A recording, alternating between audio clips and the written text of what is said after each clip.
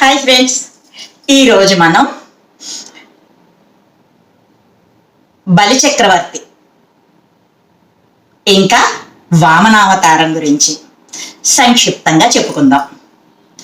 బలిచక్రవర్తి ప్రహ్లాదుని మనుమడు.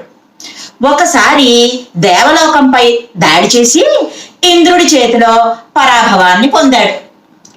శుక్రాచార్యుడు బలిచక్రవర్తికి రాజగురువు. బలిచేత విశ్వజిత్ యాగం చేయించాడు శుక్రుడు. విశ్వమంతటినీ జయించే యాగం అన్నమాట అది. అగ్నిదేవుడు ప్రీతిని పొందాడు. ఆయన ఒక దివ్య రథాన్ని, సింహధ్వజాన్ని, ఇంకా సూర్యుడిని రథాన్ని నడిపేటటువంటి అశ్వాలు ఉంటాయి కదా, అటువంటి గుర్రాలని, ఇంకా దివ్య ధనస్సుని, తూణీరాల్ని అంటే బాణాలని, ఇంకా గొప్ప కవచాన్ని ఇచ్చాడు. బలి తన పితరులని, బ్రాహ్మణులని దానాదులతో సంతోషపరిచాడు. వారందరి ఆశీర్వాద బలంతో దేవభూమి అయినటువంటి స్వర్గాన్ని ఆక్రమించాడు.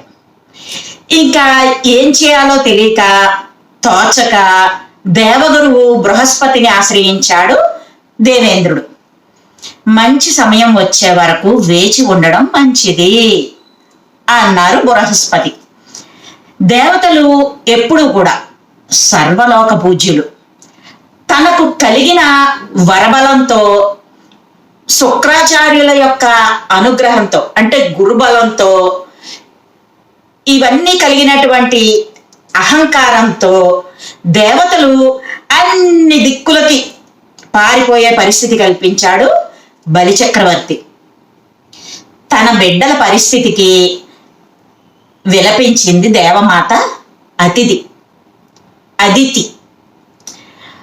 అది విని కశ్యపుడు బలిని నిర్జించే కొడుకు పుట్టేందుకు పయోభక్షణ వ్రతం చేయమని భార్య అదితికి చెబుతాడు.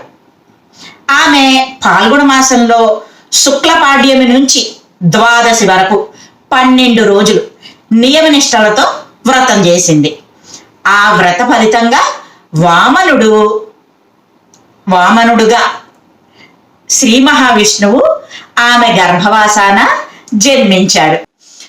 వామనుడు అంటే అందగాడు అని అర్థం. పొట్టివాడు, మరుగుజ్జు అని కాదు. యాచనతో జీవించడం నీచం, కానీ పరుల కొరకు యాచన చేయడంలో తప్పు లేదు.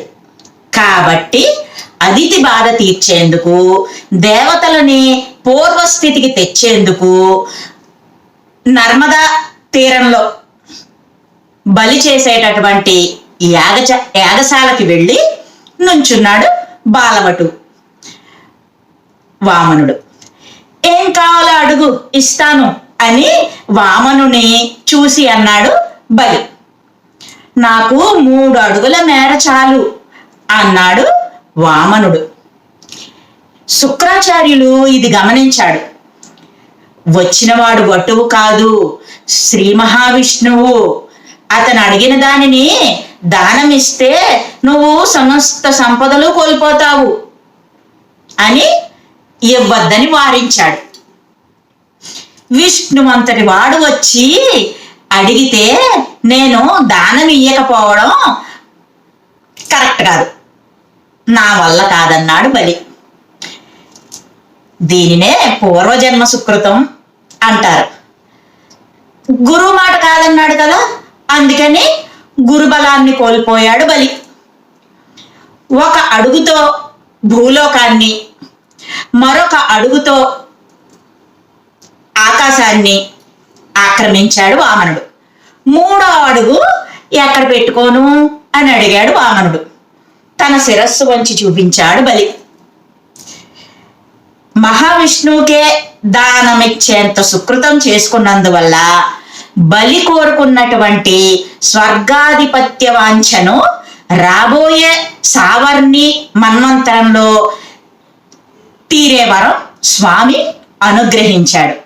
ఇంకా సకుటుంబ సపరివారంగా సుతల లోకంలో బలిచక్రవర్తిని అతని భార్య వింధ్యావళిని ఉండమని ఆశీర్వదించాడు.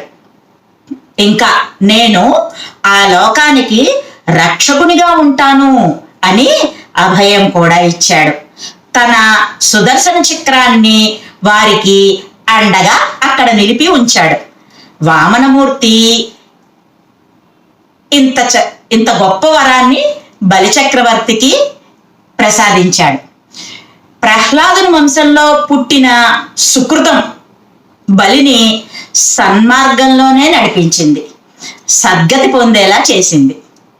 ఇదరా బలి వామన చరిత్ర. మరొక మంచి విషయంతో మళ్ళీ కలుద్దాం. Bye friends.